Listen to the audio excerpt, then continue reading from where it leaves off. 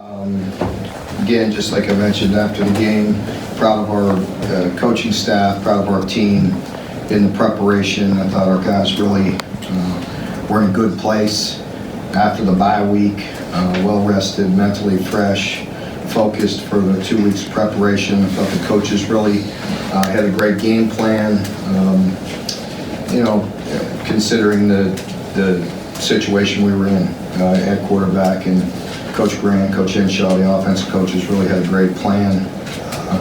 Defensively, Coach White and the rest of the group, same way, really played good as a team across the board. Still, obviously, things to get cleaned up. I have to recognize Lynn and appreciate him and his willingness to accept that role. Was really pleased and, I guess somewhat surprised in some ways in that the control and the composure that he had throughout the entire game. Really exceptional, under the situation that he was under. So appreciate him. I thought our team was very unselfish. Guys like the wide receiver position knew they weren't going to get a lot of receptions in this game, and really just did a great job and were very unselfish on the perimeter, did a lot of blocking, did the things necessary to help us win. So great group effort. Again, the negatives probably were the start of the game, getting down 10, not the position we wanted to be in under the circumstances we were in, but it showed a lot about our football team to be able to overcome that and still respond and come back and get the victory. So a lot of good things, a lot to build on. Proud of our group. Very short-lived with the great challenge that we have this week, going on the road, playing Georgia. I know them coming off a tough loss. I mentioned it in here a week ago about when you play teams and what they're like physically and mentally. It's a tough ride. It's a tough grind through this league. And, knowing Georgia and Coach Smart, the way they're coached, the coaches that they have and the leadership that they have on that team and the winning attitude, be a very difficult time going in there this week. So we have to make sure we elevate our game, because I'm quite sure that Georgia is going to bounce back in a strong way and be ready to play. So we got to build on the good things we did. Continue. Hopefully we'll get guys, back from some injury and getting healthy, and we'll have to play the best game of the season here this week with the great challenge that we're going to have facing Georgia on the road. How do you balance building on the success you had with that game plan Saturday, but knowing it probably has to be a little more diverse or whatever moving forward as people see that on film? I just think that's what we have to do. We always look at the good things we're doing and build on those good things, sustain them and build on the good things we're doing, but also try to stay ahead and be creative. And so, we're certainly going to have more balance this week. You just look at Georgia defensively, and they give up a very, very short, very few amount of explosive plays and very few explosive runs. Are you able to keep, when you go into a game and knowing you're probably not going to throw a lot like Saturday, how do you keep those receivers engaged, and what are you kind of telling me maybe when that's the case where you might be more balanced this week? Yeah, we didn't know exactly how it was going to play out there in that game. It's always a tough balance because we do have confidence in Lynn, and really after watching the game you could see there were possibly more opportunities to throw, but also getting down by 10 again doesn't help because you can't get behind the chains, and we always got to try to stay ahead of them, and so there's a balance there, but the receivers, I just think as a team, I mentioned it after the game, and it's true. I just think the growth of the team, you could see it the past couple of weeks, and the receivers are no different. I think very unselfish in doing the things necessary to help us win a game. But certainly we want to get in the football. We feel like we have some playmakers out there and got to make sure we get an opportunity to get in the ball. When you get off those starts where the first couple of possessions those teams are scoring, and then you kind of do a pretty good job keeping things in hand, what happened? Do you get a sense of why that's happening? Well, I think the team had a lot of confidence. There was no panic. We talked a lot about that. In some of the other losses, I felt like we didn't respond like we typically do. And so we made sure to identify that and talk about that and, do some things to overcome. And very proud of the way we did that this time. With the long run, we had one guy get cut out and, a couple guys were out of position, but in particular, he knew what he did wrong and how to get that rectified. And I thought our guys did a really good job of responding after that, and Coach White did as well. I had it written down just from our notes, but after the 76-yard run, I want to say it was like something to the effect of 56 plays for 230 yards or something. So really did a nice job of keeping him in check outside of that run. 231 after the 231. Yep. Yeah. What's your feel for Sawyer's availability this week, just at this point? He's better. Getting the update this morning in our staff meeting that he was further along again. Obviously, by not playing, so it was really important for us to get the victory and able to get him some more rest so he can continue to get some strength. And so I think he's much further along. They threw out a percentage this morning, but it was significantly better. When you watch a guy like, Given the game plan and what you involved within the game plan, how important was your tight end? I noticed they did some good things in that game. Well, they did. They created some plays off of the Q run game. And, the one play that we had where we, Lynn could either toss it or run it. And with stretching them sideline to sideline with the Q run game, it opens up some opportunities sometimes through the middle of the field. Puts a lot of stress on the defense. Lynn did a nice job of hitting that. I'm trying to think if there's a couple others, but there's always opportunity. Oh, he did a nice job on the boot. And with the boot, the nice thing about having Lynn at quarterback, he can extend it. You have the patience to continue to roll.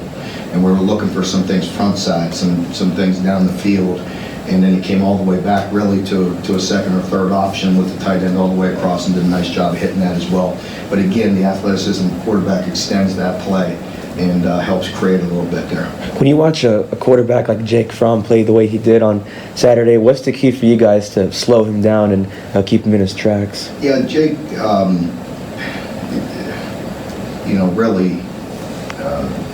really a great player. I was about to say one of a kind in college football as far as you don't see that much of that style where he's so accurate and such a good player. And they have such a good pro style attack, with guys unbelievably, strong, big, and well coached offensive line. They always have as deep a running back core as anybody in the country. Dynamic guys to throw to. So very, very tough in the pro style. And so they'll put a lot of pressure on you. And Jake is very, very accurate. I know they didn't play to their standards a week ago, but they'll get that fixed in short order because he's a really good football player. South Carolina had some success playing with when their quarterback went down playing with a guy kind of like Lynn. What did work well for them that they could move the ball? Oh, they did a nice job of managing it late, and just getting some aggravating yards, some first downs and things of that nature, and played really good defense, which we all know. South Carolina got some really good defensive backs and some guys up front. They're playing very good football. I, said that a week ago.